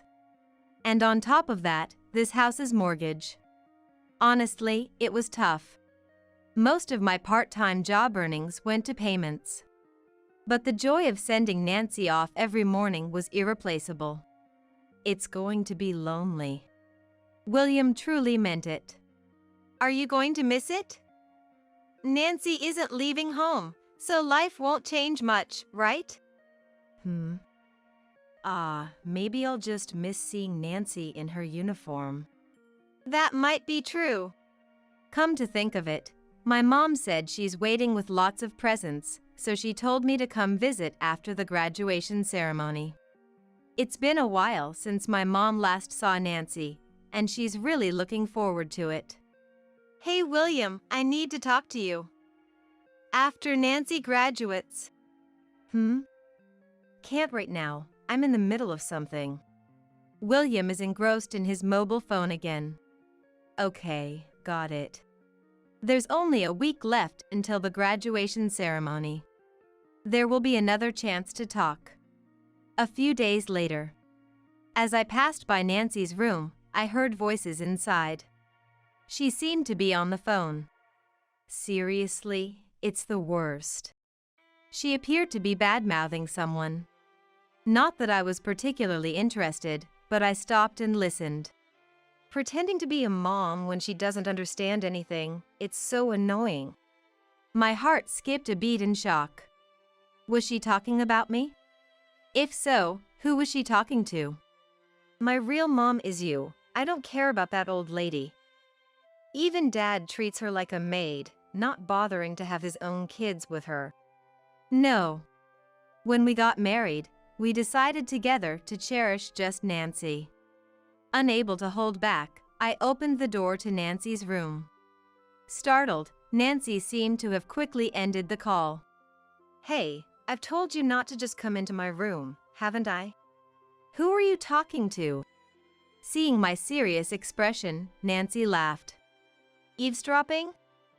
That's the worst. I couldn't help but hear. Fine, I'll tell you. The person on the phone is my next mom. My vision darkens. Who is it? Since when? You're joking, right? My face goes pale, and I tremble. Are you saying he's cheating? That's not like him. Impossible. Nancy says disdainfully. Looks like you don't know, so I'll tell you. The reason for Dad's divorce from his first marriage was because of him. That can't be. Of course, he cheated. He's even paying alimony from the divorce trial. Nancy smoothly talks about things I had no idea about. Well, it's better for me to stay with Dad because I won't have to worry about money. There must be some mistake. Are we done here? I was in the middle of a call. Can you leave? Fake mom. I was driven out of the room. Why is Nancy talking on the phone with this so-called next mom so comfortably? What am I then? Feeling dizzy, I make my way to William in the living room. Hey, William. I heard from Nancy. Are you cheating, William? Hey, what's this all of a sudden? Am I the only one being left out? William looks at me puzzled. Did Nancy play a prank on you? I don't know what's true and what's a lie. I just had to ask. So, the reason for the divorce 15 years ago was due to your affair? What's with the sudden questioning? It wasn't your wife who cheated, but you, William? That's ancient history, isn't it? William answers without any remorse, with a distasteful smirk. So it's true. What are you going to do about it? I want to know the truth. I regret what I did and have reflected on it. What do you mean? William begins to explain with a defiant attitude. His affair caused his ex-wife to become mentally fragile, and he ended up with custody. He had never taken care of a child before, so he went to a singles mixer, conveniently looking for someone to replace mom. To my shock, William says, "It's all in the past now.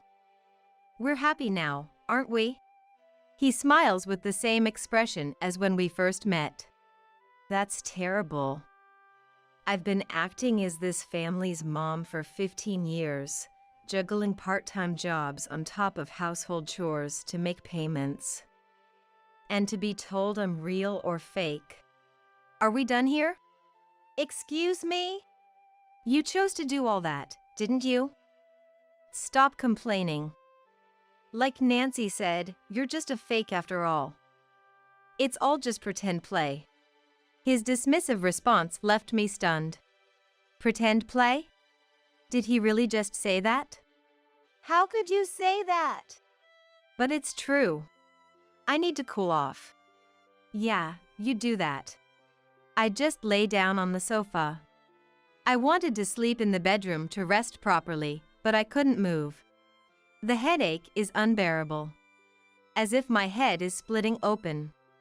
William offers no comfort, not even extending a hand in concern. We need to have a serious talk, both of us. Cheating, the next mom, my head is about to explode with all this. Morning comes without my thoughts settling. I drift in and out of sleep, haunted by restless dreams, barely resting at all. It felt like a noisy, frantic nightmare. Ah, that was refreshing, feels good. Right, Dad? William and Nancy appeared with towels wrapped around their heads. He looked like he was cleaning or boxing things so he could move out because he was sweating profusely. Puzzled, I glance towards the entrance and see a junk collection truck driving away. My dresser and chest of drawers are on the back. Hey! That's my... Why? I rush to ask them what they've done. What the hell did you do? There was a cancellation, so they could come right away. That's not what I'm asking. We threw them out. Threw them out? My things? If I'm going to live with a new wife, I need to get rid of the previous wife stuff, right? Huh. Don't need them anymore. William says this nonchalantly. I'm trembling. Nancy laughs. We don't need a fake mom around, do we? Disappear already. I feel the blood draining from my face. Fake. Believing that being a mom isn't just about giving birth, but that I, who raised her, am truly her mom. All this time I held on to that belief. Yet, looking around the house, from the bedroom to the laundry room and closet, all of my things have been thrown away. Only the suit I was to wear for Nancy's graduation ceremony tomorrow was spared, left in the living room. I held the suit carefully and said, I understand. I'll disappear. You're not planning on coming to the graduation ceremony tomorrow, are you? It's enough if Dad is there as the guardian. I know that. Oh good, I'd hate for my mom to be a fake. Nancy says this with a laugh. Where did I go wrong in raising her?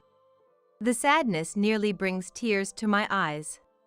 I can't forgive being betrayed from the start. All my time and money gone. Nancy calls me a fake mom. Perhaps it was a self-centered effort on my part. Maybe this was destined to happen, given the kind of person Nancy is. Well, tomorrow, they'll be the ones with nothing to gain. The next day. I regret not being able to see Nancy in her moment of glory. Despite the beautifully clear weather contrasting my mood. My own mom left the house dressed up. Celebrating a day that has finally come, yet I can't share in the celebration with them. Soon, my mobile phone starts buzzing like crazy. It's Nancy. Why would she call in the middle of her graduation ceremony? I switch it to silent mode. I slip into the suit that narrowly escaped yesterday's purge. It's time to reveal everything. Upon arriving at the graduation ceremony, I find one student left alone in the gym. It was Nancy. You finally showed up. Nancy was trembling. Over 300 missed calls told the story of her anger. It's because of you, isn't it? What are you talking about? I was told not to show up at the graduation ceremony. You must have been behind this, right? Why would I do that? That's what I'm asking you. Then, a young woman appeared. Nancy says to the woman, Betty, do something about her. It seemed to be Nancy's homeroom teacher was this Betty. Betty, with a displeased look, said, Regardless of being the former mom, sabotaging a graduation is unforgivable. She looked at me provocatively. So it's you. Nice to meet you. I'm the new mom. I never expected it to be Nancy's homeroom teacher. It made sense they got along well. You seem to be mistaken, but I have no power to sabotage a graduation. I'm just a guardian now. Huh? What? Then, the school director, dressed up, appeared. Oh, everyone's here together. School director. Why am I the only one who can't graduate? Nancy immediately snapped at her. The school director apologized with a troubled smile. I'm sorry, there was something I absolutely had to confirm with you, Nancy, so I instructed it. Me? With the school director? You are special, Nancy. Is that so? Yes, I wanted to keep you here. Once we give you your diploma, you'll leave, right? I'd be troubled if we never meet again. Because I'm excellent? Nancy seems pleased by the misunderstanding. Now looks unsettled in front of the school director. Unable to maintain her arrogant demeanor. Any attempt to mend her image now is too late. The school director said to Betty, Betty, you've had several parent-teacher conferences with Nancy's father, haven't you? What? You've submitted numerous request forms for conferences. What? The two of them are visibly tense, exchanging glances. That was because Betty and her dad said they wanted to talk to me. No, it was necessary for career guidance. The school director, with a tone of disbelief. Her career path was decided over 6 months ago. What guidance were you providing? Well, I sighed. To think Nancy was aiding and abetting William's affair. I just did what Betty asked. I don't know anything. Wait. You're the one who suggested using the career guidance office because it was safe and nobody would find out, right? I'm happy to have a younger mom.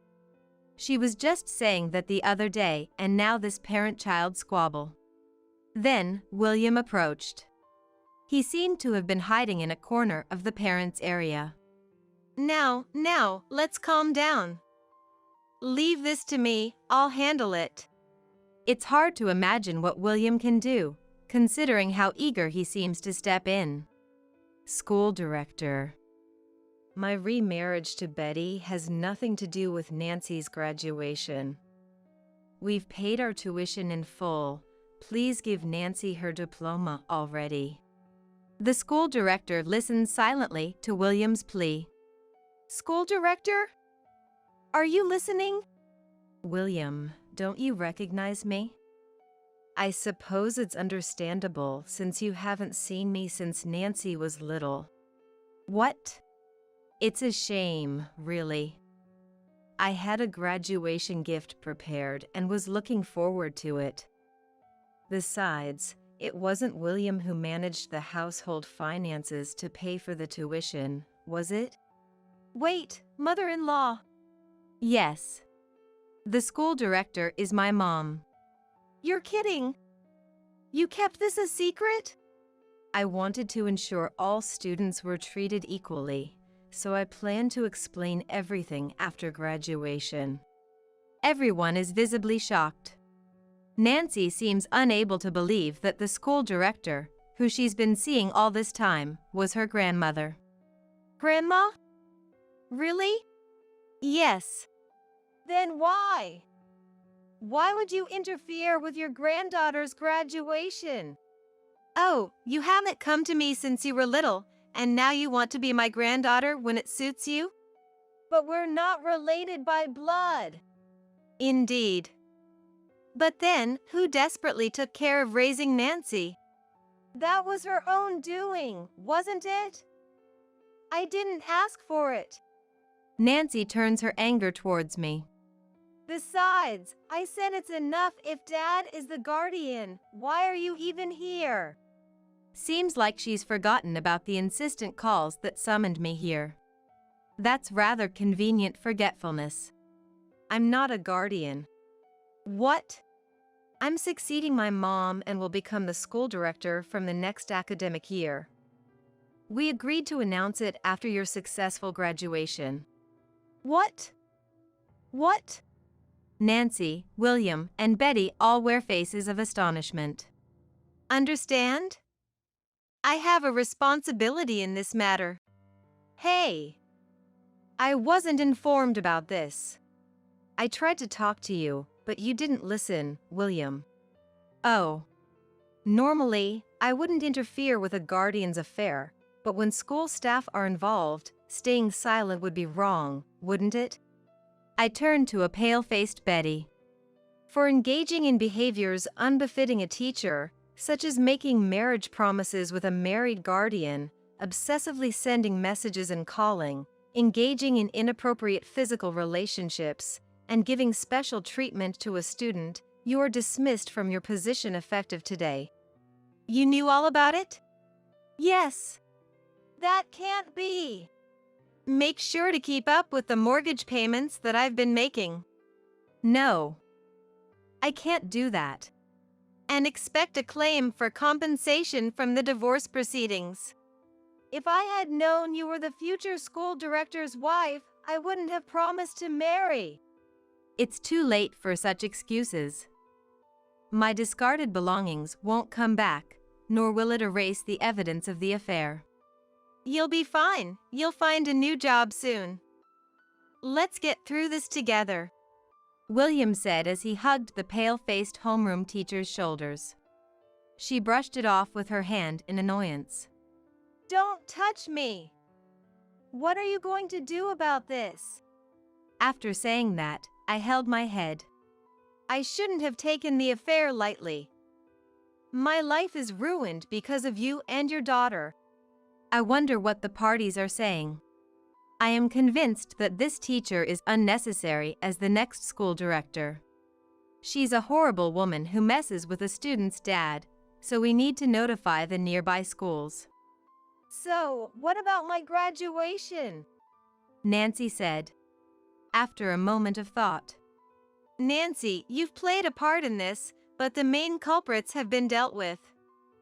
You'll graduate conditionally. What? What does that mean? This is a school, after all. Let's assign some homework.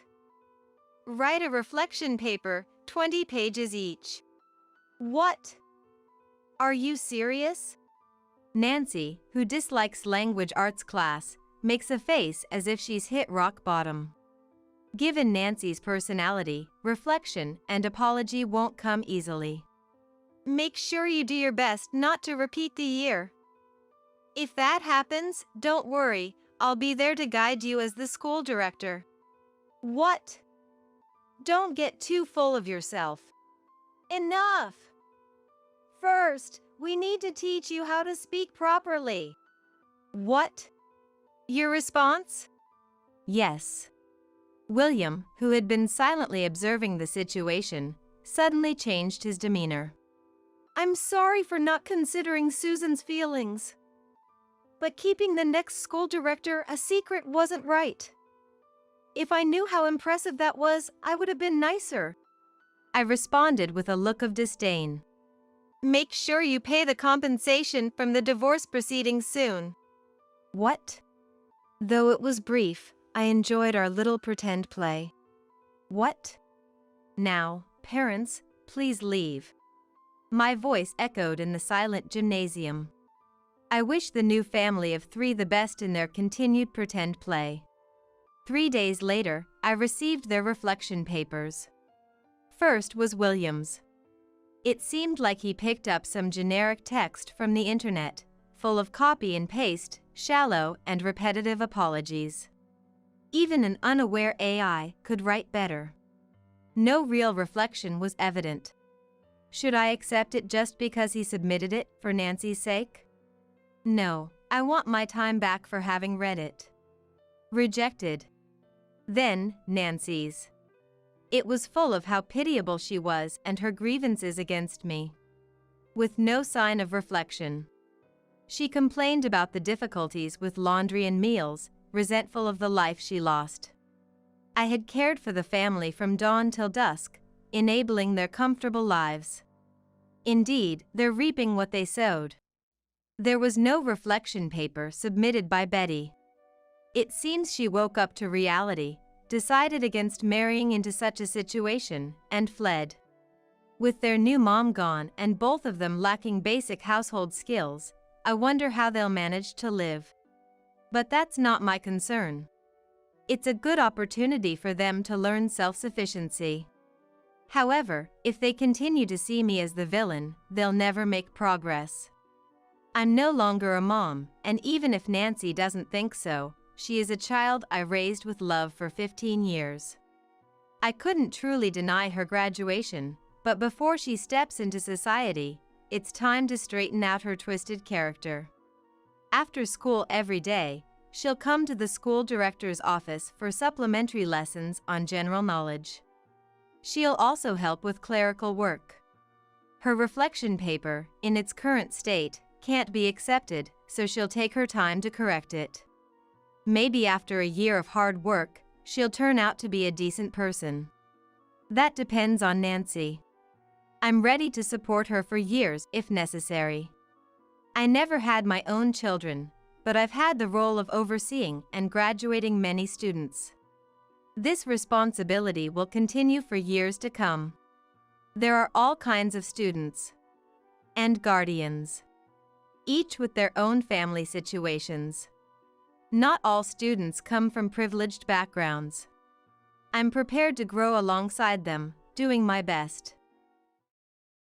Late at night on a snowy road, my young granddaughter Harper came to our house, carrying an unfamiliar baby on her small back. What on earth was going on? Lost for words. Dad said to go borrow hospital money, Harper told me in a faint voice. In response, "That's impossible," my husband Thomas exclaimed. Ignoring my surprise at his harsh words, Thomas took astonishing action. My name is Madison. Recently, the stairs have become a real challenge for me, a 63-year-old. Thomas, 65, just retired from work. We talk about wanting to do various things now that it's just the two of us. For starters, to fend off declining strength, I'm thinking of walking every day.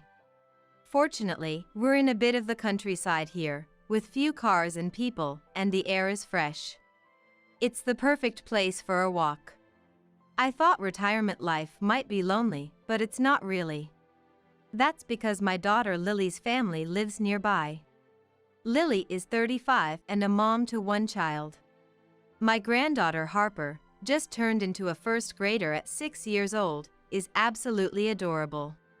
Lily's husband Daniel is a bit gruff and seems to avoid our place. But, well, if the family relationship is good, I try not to mind.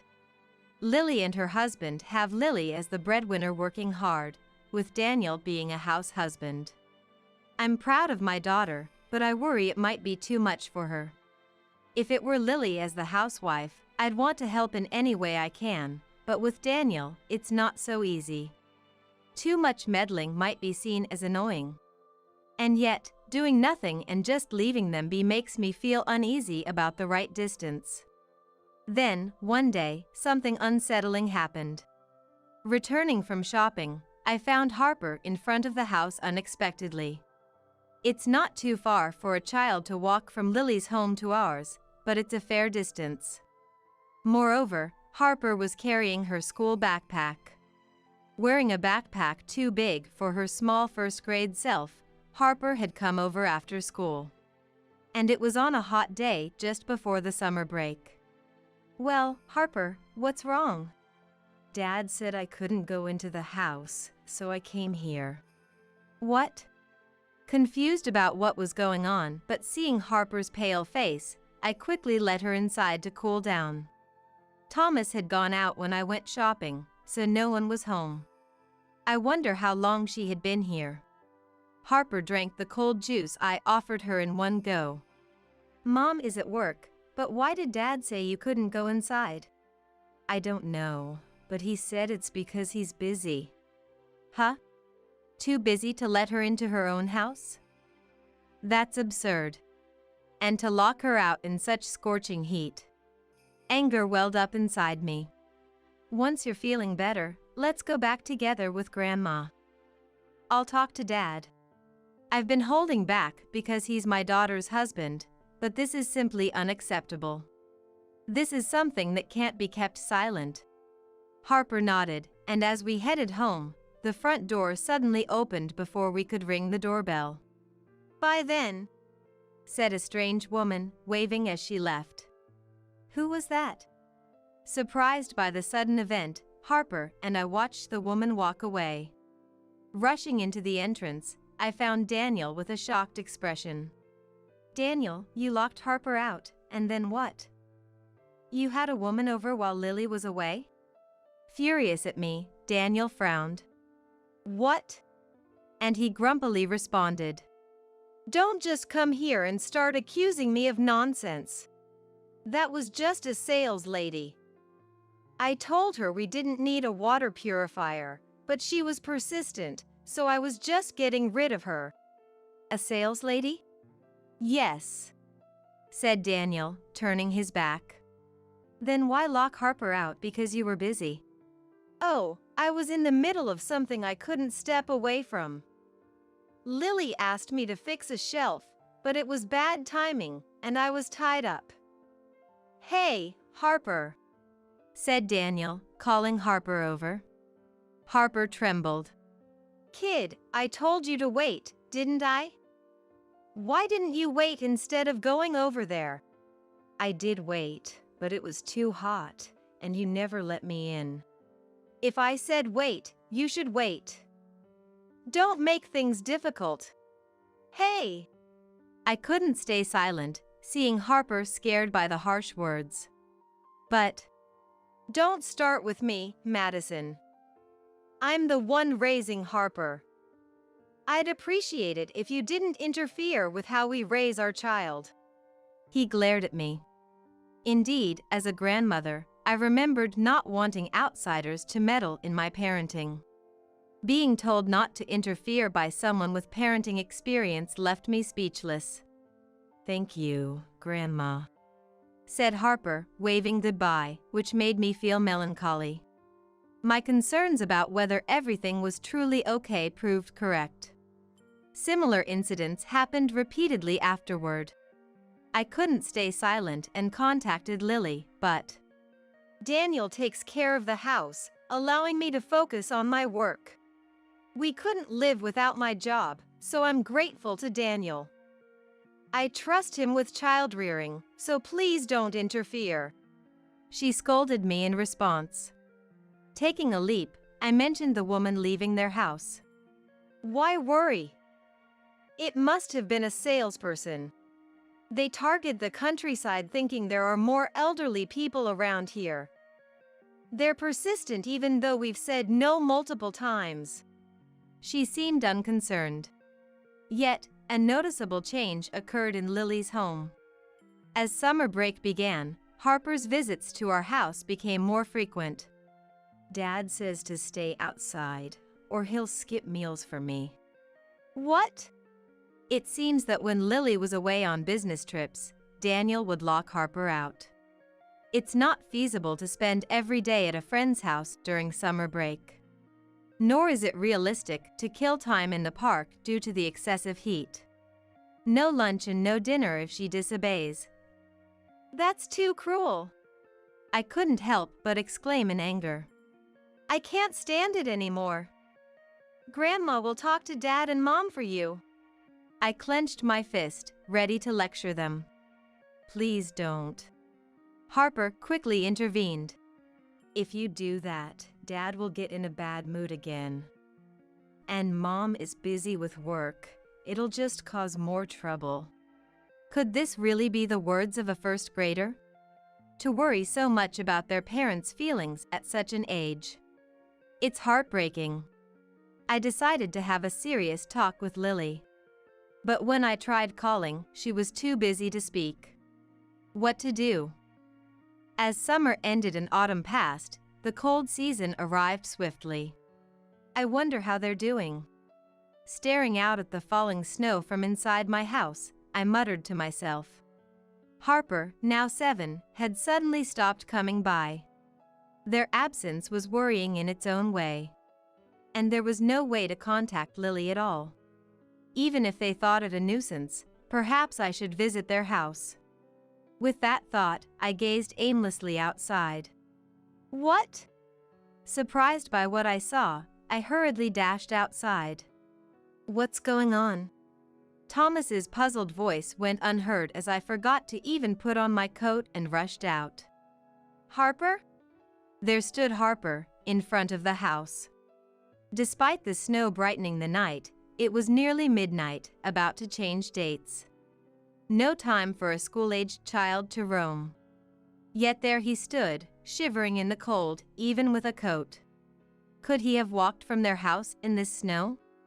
Even in the countryside, it's not like cars never pass by. The thought of slipping on the snowy road was terrifying. "What are you doing here at this hour?" "No, never mind that. Come inside quickly." I reached for Harper's hand, but he shook their head. "Harper? I need money." Huh? "Please lend me some money." What? At that unexpected request, I was shocked. Then, from his back, the sound of a baby crying. What? Surprise after surprise left me nearly speechless. Hastily checking, I saw a baby, bundled up against the cold, being carried on Harper's back. Wait, a baby? What? Why? I hadn't heard anything about Lily being pregnant. If the baby was being carried, it meant they were at least 4 months old, having grown enough to support their head. But for those 4 months, and even before, there was no sign of Lily being pregnant or giving birth. What's going on? I yelled, forgetting we were outside in the middle of the night. What are you doing? Get inside now. Thomas had come out to see what was happening and scolded us, snapping me out of my panic. Quickly, I brought him and the baby inside. In the warm room, I gave him something warm to drink and made sure the baby wasn't cold. Initially, "I need to get back quickly, or Dad will," he said, but after drinking warm milk and feeling the warmth, finally showed a relieved expression. What happened? Tears quickly filled and spilled from his eyes. Dad said we don't have any money, so he told me to borrow some hospital money from Grandma and Grandpa. What do you mean? Hospital money? The baby seems to have a fever. What? Touching the baby's forehead, it was indeed slightly warm. But being a baby, their body temperature is higher, so it's hard to tell for sure. You know, this child is Dad's. Then, Lily's? No, not Mom's child. What? I was utterly confused by the situation. Confused, Harper spoke with a downcast expression. Mom has been coming home late because of important work lately. She's been on a business trip since yesterday, so I'm on my own. I see. Then today, this lady brought over the baby. She's an important client of Dad's, and he told me to take care of the baby because he's busy. He said it's his child, so take good care of it. This was supposed to be a secret. I'm sorry, I'll get scolded if it's found out I told you it's Dad's child.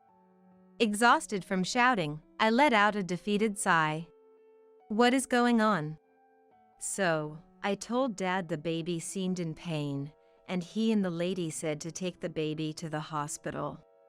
They're too busy, and they don't have the money, so they told me to borrow it from you.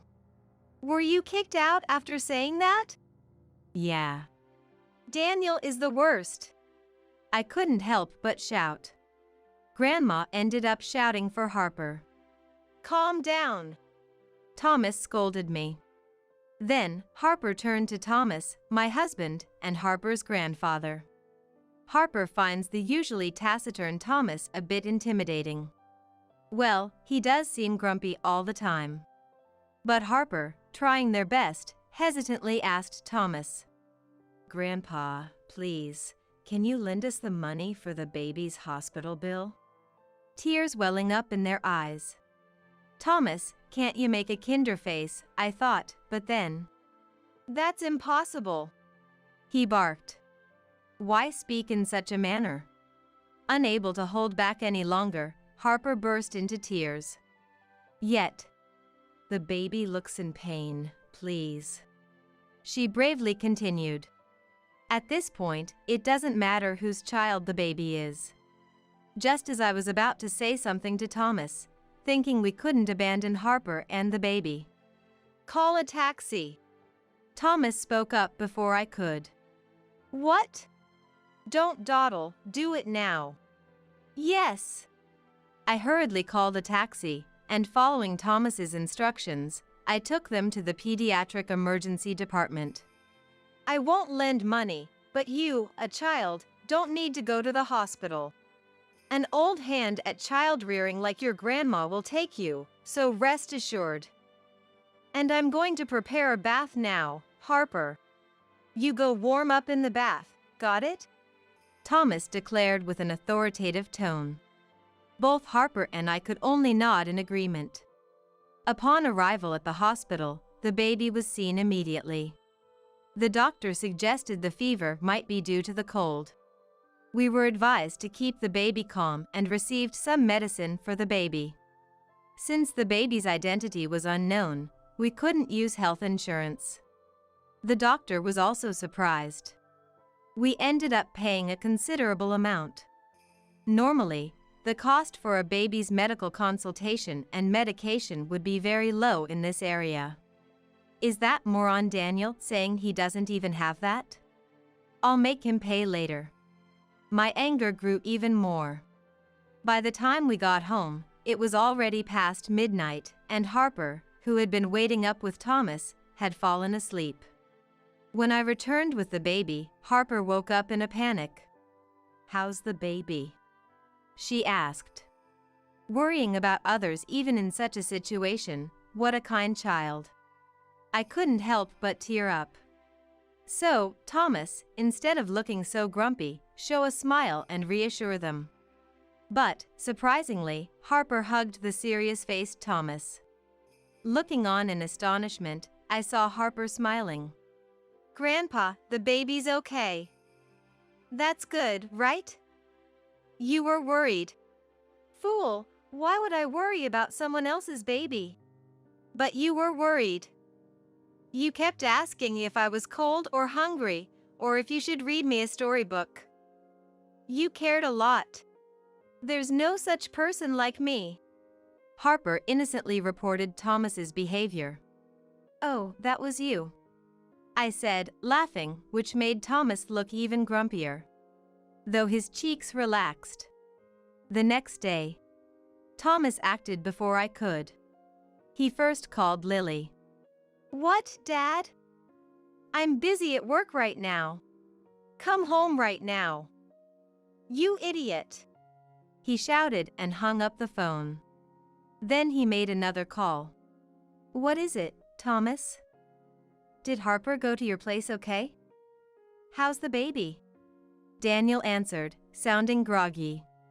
To think he could sleep peacefully after sending 2 young children out into the heavy snow in the middle of the night. Get over here right now, you idiot. He shouted again before hanging up. Right before that, he yelled one more thing. Bring the woman you're with right now too. Or be prepared for what's coming. Such intensity. I could imagine Daniel turning pale on the other end of the phone. A few hours later, Lily returned from her business trip, wondering what had happened. Daniel arrived almost at the same time as Lily, along with another woman. The 3 of them sat in front of Thomas, who stood with his arms crossed. The woman with Daniel seemed familiar. Ah, the sales lady from before. Yes, she was the woman who had left the house when Harper was locked out during the summer. Ah, I think I understand what's going on now. Lily, looking uncomfortable, lifted her face. Dad, what's all this? Shut your mouth. Yes.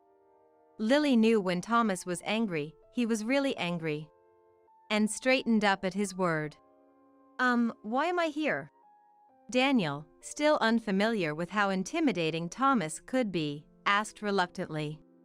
So, Thomas crouched down. And gave a glare that made Daniel say, No, nothing. Daniel, you shouldn't underestimate Thomas's intensity. Well, here's a thick envelope, Thomas said, pulling out an envelope. Inside were 4-sized documents. The results of an investigation into Daniel's background. What? The shock was voiced by everyone but Thomas. Of course, I was surprised too. When did you arrange for something like this? When Harper was locked out in the middle of summer, and you said you saw the sales lady. And you appear in it, huh? Hernandez? What? At that, the woman let out a strange noise. Well, it's obvious, isn't it? You're not a sales lady but Daniel's mistress, right? What? Lily was the one surprised by Thomas's words. Did she really believe this woman was just a sales lady? Too naive. Daniel and the woman named Hernandez looked awkward. Daniel's living the life, huh? Letting Lily work while he enjoys days of affairs at home. Kicking Harper out and doing who knows what. What are you talking about? The moment Daniel tried to play dumb, Thomas hit the floor. The floor cracked and Daniel flinched. Oops, my bad. Thought I saw a bug, Thomas said, blowing on his fist. But seriously, Thomas, fix the floor later. Sorry, didn't catch that. So, the woman beside you is your mistress, right? That is, right? Thomas glared at Daniel with a menacing look. Yes, she's my mistress. Daniel turned away, sweating profusely. Huh? You've been making me work while you cheat? Talking about protecting the home and child, and you've protected nothing. Lily stood up in shock and anger. Sit down for now. Yes. But at Thomas's command, Lily sat down promptly. Hernandez, you're married too, right? What? The woman looked up in surprise, at the same time. Huh? Was Daniel's reaction. You said you were single, didn't you? Was that a lie? I was planning to divorce. So, you're not divorced yet? Ridiculous. Don't you dare act all high and mighty when you have a wife and child yourself. What a mess. A woman who knew she was dealing with a married man, and a man cheating despite having a family. Just a typical argument between scumbags. Don't tell me the baby isn't mine but your husband's? That is. I knew it was weird. I made sure it couldn't happen. The lowest of discussions was being had. The woman got angry at Daniel's anger. Shut up. Whether I'm married or whose child it is, it's none of your business. It was just a relationship seeking thrills. What did you say? That's enough. We're breaking up. Lily, I'm returning your husband to you. He's no longer my problem. What? Lily was confused by the sudden turn in the conversation. But then Thomas spoke solemnly. As if it ends with no hard feelings, goodbye. Indeed. Lily, what about the compensation? Compensation? Oh, for the divorce? We have plenty of evidence. If you want to claim compensation from both of them, I'll support you. Yes. Of course I will. Lily nodded energetically, finally understanding what she needed to do. What do you mean? Daniel, the only one not catching on, was told by Lily. I'm divorcing you. We'll be claiming compensation from both of you, and I'll also demand child support from Daniel, so be prepared. Huh? Why? I'm breaking up with this woman. There's no need to divorce. The only option for me is to divorce someone who can't understand that. No, wait a minute. I can't start working now. I don't care. Just so you know, housework is a legitimate job, you fool. It ended with Lily's sharp rebuke. So, Daniel and Hernandez hung their heads in shame. As things quieted down, Harper, who had been in another room, peeked out. Is the talk over? It's over. Come here to Mom, Harper. Lily, looking tired, reached out to Harper. Harper hurried over but didn't hug Mom, Lily. Instead, they bypassed her and hugged Thomas, who was standing to the side. Grandpa, I'm hungry. Is that so? Well, then, let's have Grandpa make something. I want noodle. All right, I'll make some tasty one. Yay! They cheerfully headed to the kitchen, leaving behind this mess. Lily stood, unsure what to do with her extended hand. On the floor. It's not my fault. It's not my fault. Daniel muttered. What will I do if my husband finds out? While Hernandez, also dazed. I chuckled bitterly, hearing the baby cry, and went to tend to the infant, leaving the three behind. Afterward, with the help of a lawyer Thomas knew, Lily successfully divorced.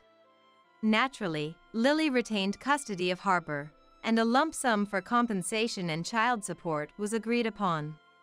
Daniel clung to her until the end, saying, "It's because you were busy with work that I felt lonely." But, you're the one who told me to work. Don't joke with me, Lily retorted. Despite claiming to have no money, Daniel's parents apologized and paid on his behalf. They said they would make him repay them over a lifetime, but it's doubtful such a distraught man could work properly. As expected, Daniel became a recluse, eventually kicked out by his family, and went missing, a typical end for him. As for Hernandez, her affair was discovered by her husband, leading to divorce. The baby was taken in by her husband, which is probably better for the child. To think both partners would cheat while on a business trip, with a baby in tow. Daniel and Hernandez? They were truly despicable.